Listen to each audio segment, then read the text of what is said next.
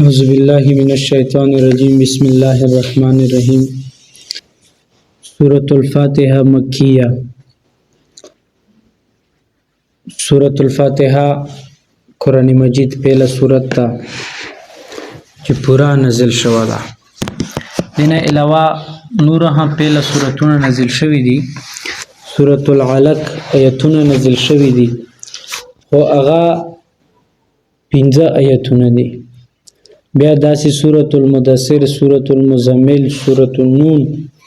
دا نزل شوي، خو دا پهله سورت چې مکمل نزل شوه ده هغه سورة الفاتحه ده. فاتحه یل شي فتح یفتح باب نه دا یو شای چې تا کولوای. نو دا هم د قرآن مجید پهله سورت تا او دینا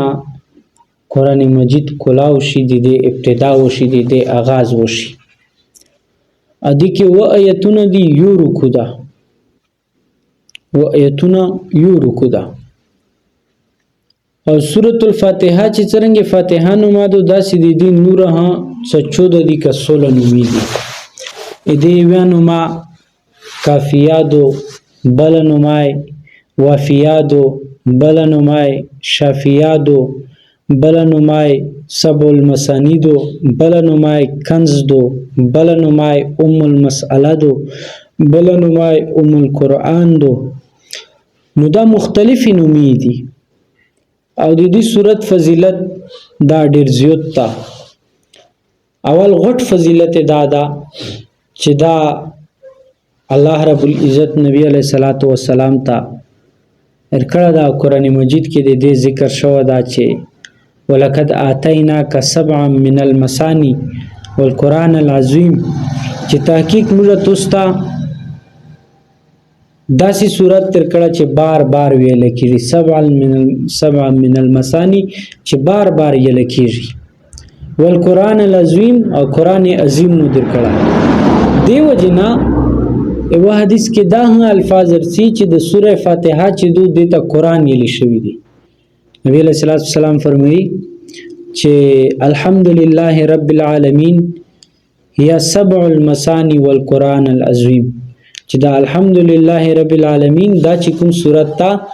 دیتا سبع المثانی ہے لکیږي او سرا قرآن عظیم ہے لکیږي. بل خبره دا چې څومره ها المنځونه کیږي، المنځونه دا بار بار پکې لکیږي، بار بار دا پکې یلکیږي. دیو جنا دیتا سب المسانی ہے یلکیږي. او دا حدیث کړي چې کوم سړی چې سورۃ الفاتحه نه ویله د دل موز نه وشوا، لا صلاة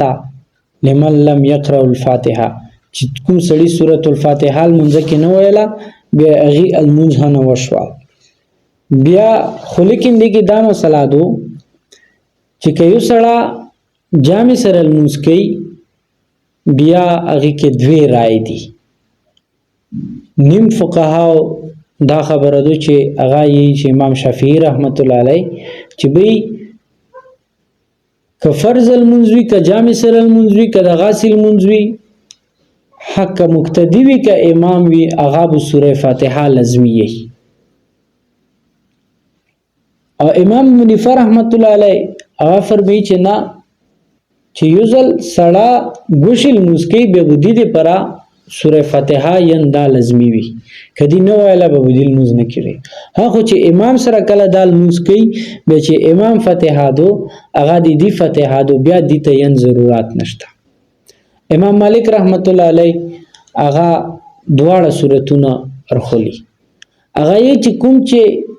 پټ المنځونه دی لکه نشپشین ولا المنشوال، مزدگار والا المنشوال، هغه کې بو امام ها فاتحه ای او مقتدیون بو ها فاتحه ای. ها چې کوم جهری المنځونه دی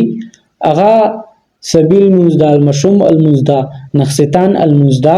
هغه کې بو چې امام فاتحه وي مقتدی بو غله ایلوړوي فاتحه بو نه وي او په دې باندې دلایل چې دی امام شفیع رحمت الله علیه خدغه دلیل ده چې نبی علیہ الصلوۃ والسلام فرمایلی چې هغه موږ نه چې هغه کې فلان موږ نه کړي چې هغه کې الحمدلله څوک نه وي خو امام حنیفه رحمت الله علیه امام مالک رحمت الله علیه هغه دلیل دادا چې الله پاک قرآن مجید کې دا خبره کړې دو چې واذا قرئ القرآن فاستمعوا له وانصتوا لعلكم ترحمون چې کله قرآن تلاوت کیږي قرآن یې لکېږي بیا غیر پر تاسو خاموشه کېږي غور سره ور وای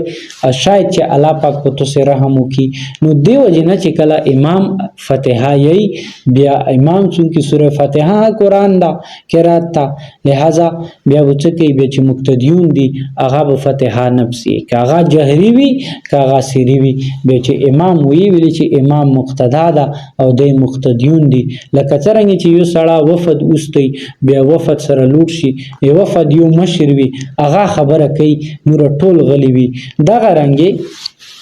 دا امام چې دا وفد مشر دا او دا خبره کوي به ټول مقتدیون چې وي هغه په دې منته غلی وي یو خبره دویمه خبره دا چې سورۃ الفاتحه کې 7 آیتونه دي خو دې کې امام شفیع رحمت الله علیه چې دا هغه چې بسم الله الرحمن الرحیم چې دی دا خو د هر سورۃ د منې پرون مو خبره کړې و چې دا د سورې فاتحه آیات تا جبکې احناف دا یی چې نا الحمدلله رب العالمین الرحمن الرحیم مالک یوم الدین ایاک نعبد و ایاک نستعین اهدنا الصراط المستقیم صراط الذین انعمت علیهم دا بل و آیتونه دی بسم الله دی آیات نه دا بل دا چې دی صورت فضیلت ډیر زیات تا دی فضیلت داسې دا چې نبی علیہ الصلوۃ والسلام یو حدیث کې فرمایي چې الله پاک مت دعا نور ورکړي دي یو سورۃ الفاتحه الحمدلله رب العالمین بل سورۃ البقره اخری آیتونه لله ما فی السماوات نبات کل آمن بالله وملائکته دا اخری رسه ربنا لا تؤاخذنا ان نسینا واخطانا دا ټول د وچې دا دعا نور دي او د ډېر فضیلت ده بل دریمه مسله دا دو چې دته سورۃ الشفاء نبی علیہ الصلوۃ والسلام هیلی دي چې د سورۃ الفاتحه دا سورۃ الشفاء هدو دی وجه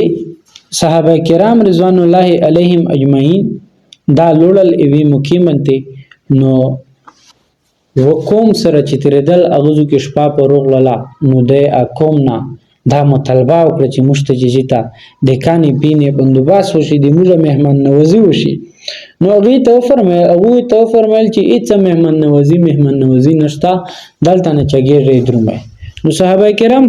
کرام بس لوړل ایوزوی کې شینوستل اشپا په روغلا کبه څه ملاو به تشول به او کول چې څه بنشول ملاو به موږ غونتی نو چې درې ټیمو مړای بخوري او چې څه شاملويږي هغه بخوري نو بس څه به میسر وو بس هغه منتبه کفایت کول نو بس کینوستل چې کله شپې وای سار روغل نو دوا کسان روغل او دا خبره وکړه چې هل منکم کاهنون توس کی څوک داسې شتا چې هغه منتر یې لشي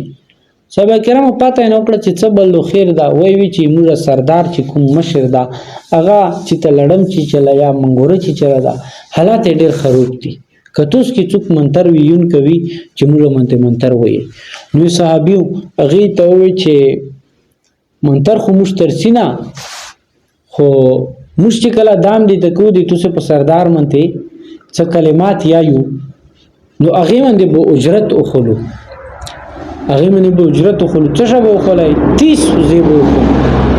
یو روایت کې دار ولیدي بل روایت کې ولیدي چې 22 زیبو اخلو بل روایت کې دار ولیدي چې 100 زیبو اخلو نو دا ته وی چې کته سي مالک ټیک شوال سردار مو ټیک شوال خو صحیح شو کوم اجرت چې هغه به موږ وي اګه ټیک نشوال بس به تاسو مشته اجرت مار کوي نو غوي ته چې سیدو روغلل هغه سردار دام کړل چې سردار دام کړل سورۃ الفاتحه په ویلا بس الله پاک ټیک کړل شفایر کړل بیا هغه زیو خوستلې چې زیو خوستلې نیمو صحابه کرام وی چې دا زی خورنجې دي دا ټیک نه دي نیمو وی چې نه دا ټیک دي دا حجرت تا نو نیمه زی غزو کې لول کړل چا وخړل چا نه وخړل اني مربوط له نبی علیه الصلاۃ والسلام ته بس دا کوم چې نه خړل غوي چې په نبی علیه الصلاۃ والسلام نه پاته کو چې نبی علیه الصلاۃ والسلام سوې بس په هغه باندې فیصله کو نبی علیه الصلاۃ والسلام ته چې پورا واقعیا تیر کړل بیا نبی علیه الصلاۃ والسلام ته فرمایل چې دا خو مشکړی ټیک مو کړی دي او که تاسو سره چې ته بقایا وي نو مو حساب شوله بیا هغه بقایا حساب نبی علیه الصلاۃ والسلام هغه نه حساب وخړل نبی علیه الصلاۃ والسلام حساب دیو جو وخړل چې د کوم صحابه کرام چې په دې کې متردد دي شکوک او شبهات کې دي چې هغه دا ابهام ختم شي ا دینه داغه مسله روزي چې وی دام منته پیسې او خوستن دا ټیک ټاک دي خو نیم خلک د دې دلیل تعویز تکي تعویز منته اجرت او خوستن ټیک دي خو چې تعویز صحیح وي خو لیکن تعویز ته په دام کې فرق تا متعوذ کدا سی وی چې شرکیه کلمات وي پکې یا غیر الله نه مدد وي پکې یا جناتونه یا شیطانونو نه دونه دا وي پکې بدعت اوس ټیک نه ده بیا غوړې ته توز اچول چې دی دا خو بالکل ټیک نه ده بیا نور دې کې دا مسله دو چې د موږ نیمو خلکو دا پنسي تړلې وي دا شي نه چې دی دا ټیک نه دی دا نه دا سړه زون بچ گئی نو هغه کسانو ته شفا او صفو نبی علیہ الصلوۃ والسلام صحابین پاته وکړه چې تو د سوره فاتحه ویلې پوهیلا وی چې مو سوره فاتحه یا رسول الله زکه پوهیلا چې تو نه مې ریدلی چې د دین او ما شفا هاتو د سره شفا ملوي دیو جن علماء لیکلي دي چې چا څومره سخت بیماری داسې بیماری چې لا علاج وي نو هغه د پر د سوره فاتحه یې او سوره فاتحه طریقہ بهتره طریقہ څه دو بهتره طریقہ دا دو چې سړی سبي سنت وکي فرض نه وی کړي سنتو نه بعد فرض ور چې کومه وقفه دو د کې د داکشینی ششتا یوزل د درود شریف وي بیا غانه بعد دا 41 دفعه سوره فاتحه وي بیا هغه یې دوی طریقې دي یو طریقہ دا دو چې دا بسم الله الرحمن الرحیم دا بیل وی الحمدلله رب العالمین بیا شروع کی او اخری کې امین شوش لشکې وسی دویمه طریقه دا دو چې د بسم الله سره اکټه کی چې بسم الله سره اکټه کی به هغه طریقه دا وی چې بسم الله الرحمن الرحیم الحمدلله رب العالمین د میم مت بزیر وکي او واغانه بعد فورا لام تلوشي شي الحمد لله رب العالمین بسم الله الرحمن الرحیم الحمد لله رب العالمین دا سي دی وی 41 زله دی وی بیا غانا بعد څوکي بیا د درود شریف وی بیا چې دا فرض المنځو کې فرض المنځ کې چې دی کومه بیماری دو هغه کې دا الله پاک نه دا وغوړي نو ان شاء الله چې دی څنګه هم بیماری وي دا به څه شوي الله پاک به دې ته شفا ورکړي واخر دعوانا ان الحمد لله رب العالمین